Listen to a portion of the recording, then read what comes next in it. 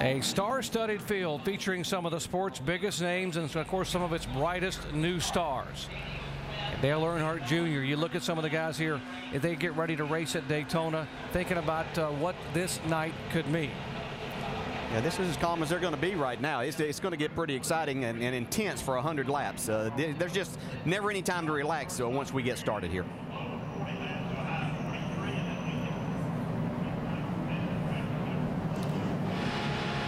Nothing more patriotic on a July 4th weekend than the grandstands full of flag-waving race fans. NASCAR fans on their feet getting set for what should be an exciting night of racing here at Daytona. Remember, the last 4 July races here, we have had green, white, checkered flag finishes, and what a wild finish we had here in February. That was an incredible finish. I don't know that I've ever seen anybody hold on to a race car like Tony Stewart did to win that one. It'll be interesting to see if Kyle Busch gets in that same situation. Does he have a new strategy that he's going to try to employ to pass the leader there? Well, he doesn't have to do it on Tony Stewart tonight, so it might work. Front row, it is Chevrolet and Ford. Clint Boyer for Richard Childress Racing. They have not gone to victory lane in this series in over a year. As the pace car pulls away, folks, glad to have you with us here at Daytona for fast cars and fireworks, NASCAR style.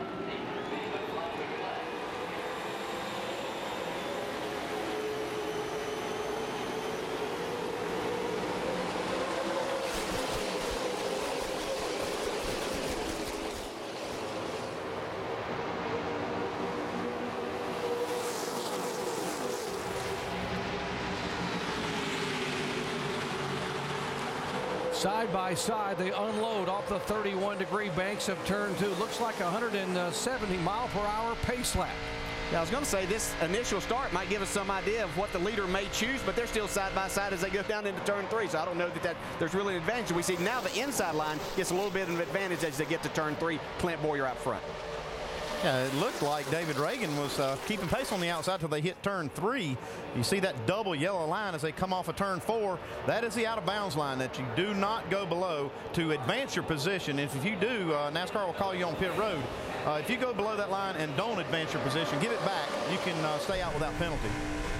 Matt Kenseth, you see looking back at Matt in a 16 car from Dale Earnhardt Jr.'s onboard camera. We can see from that shot just how bumpy and wavy the track is. Just looking here, and we see the 99 car of Michael Waltrip is going to be a part of this mix in just a second. He has come from a long way back to be a part of this lead group.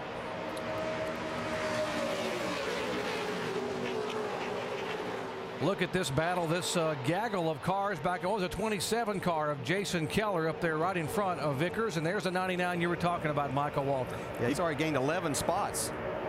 He's up there now with Brian Vickers and also Mike Bliss behind him, so he's got some good drafting partners right there. See Casey Kane in that group. That's Casey Kane on the left you're talking about on the 10 car. See here, they're staying flat on the throttle as they go in the corner. They don't back off at all. Now, you might see them feather that throttle once the tires get a little bit of heat in them and get worn down a little bit, but right now, and it's just flat on the floor.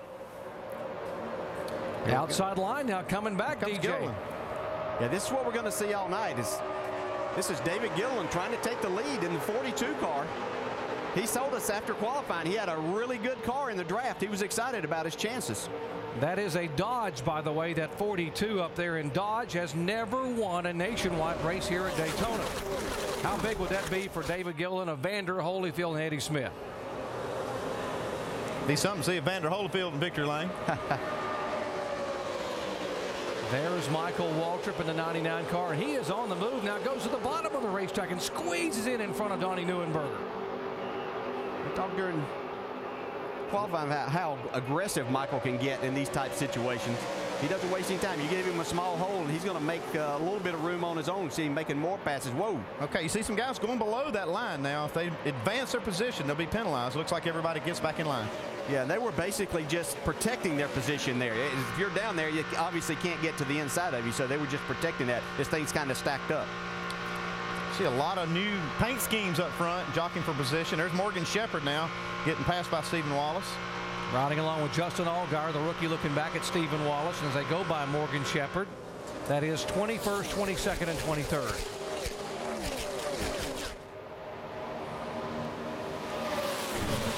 It can get hairy in a hurry. Oh, watch the contact right there on the 27. Wow, talk about aggressive. Right there was a hole that wasn't. Wow, that's why everybody was scattered. Right along with Allgaier right here. Stacking up on the top. Big time bump draft right there. That should have been a wreck. 3 wide, bud. One of those situations that, as you said, should have been a wreck, should have been one of those big ones that we talk about all the time, but the guys did a great job. Clint Boyer's able to hang on to this lead. See Dale Jr. back there now making a charge. Yeah, that's got the fans on their feet here. They see him in second. And there's Michael Annette, the rookie down on the inside, taking the 3rd spot. 5 laps complete here in the Subway Jalapeno 250, powered by Coca-Cola. A 15-car draft up front here in the Subway Jalapeno 250 at Daytona, and somehow Clint Bowyer has withstood the attack now the last couple laps from Dale Earnhardt Jr., Brad Keselowski, and Carl Edwards. Yeah, I'm trying to figure out how Brad Keselowski didn't see the boss man up in the high lane and help him try to get this lead. Look here, 3 wide. Little bump draft right there from Kenseth to Carl Edwards, his teammate. That is Kyle Busch in the meat of the sandwich, and Kerry Earnhardt's car spinning around down on the grass. Oh, got another car torn up here.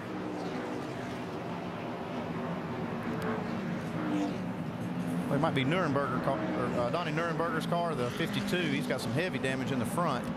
Yeah, that's a Jimmy Means old car. So caution number 1 here. We're done. Lap number 9. Whoa, we're going by him, and he just turned into us. If we can show you what happened, there's Kerry Earnhardt's car slowing down. Nuremberger, the 52, Earnhardt, the 31. Yeah, it looks like Nuremberger just went up the racetrack, got into Kerry Earnhardt. It looked like he was going to be able to make a pass, but as what happens a lot there, you lose the front end of the car. You don't have all your aero because you're around traffic there. You just lose the front end, and that got him up into the 31. Yeah, he just ran Kerry Earnhardt out of racing room. There you see Chase Austin, nowhere to go. He's just a victim of this. Chase Austin in that 07 car. They're running about 19th, 20th, and 21st, and there's the contact in turn 4 as they bounce the 31 off the wall and back into the 52. From Justin Allgaier's view right here, things happening in a hurry right in front of him. Michael McDowell does a great job. I missed that. All clear right there. Great job, man. Heavy damage on the front of the Jimmy Means owned Chevy. They will head to the garage area, and there's a scraped up side of Kerry Earnhardt's Chevy. They've only run 10 laps. I don't know if the leaders will come down this early. You see some of the crews getting ready.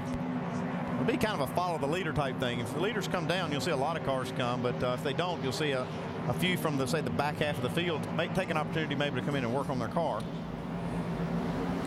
When we go back to green, it's going to be just like the start of the race again. We don't have anybody lapped down or anything, so none of that's factoring in other than the cars that were involved in the accident.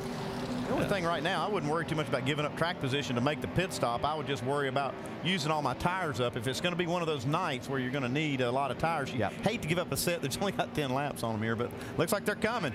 Well, they got a commitment call. Will they stay or will they go? They're coming. They're coming. Here they come, and Bowyer will lead them down at 55 miles an hour. Lap 11. Let's go down to the pits and Mike Massaro. And Brad Keselowski making his top, came in very hot into his pit stall. They'll have to back him up. He overshot his stall, and that's going to cost him. They were looking for a 2-tire stop. This will cost him some serious track position, Shannon. Kyle Busch in that 18 car, they told him not to slide the tires. It's going to be 2 tires, 4 tires. It's an audible by Jason Ratcliffe on top of the pit box. They're tight and loose. Dave? Dale Earnhardt Jr.'s car is tight. They make an air pressure adjustment for that and 4 tires. Meanwhile, leader Clint Bowyer is on pit road as well. His car was loose. They didn't want to take a chance at all, so they came down pit road for 4 tires and lessened the air pressure in that right rear tire. That should help it. Boy, what a scramble on and off of pit road. You saw Carl Edwards' car sideways. Clint Bowyer losing 4 positions and Keller up 10 spots. So first pit stop under the new ruling, and we come back, we'll line them up side by side for double file restart shootout style.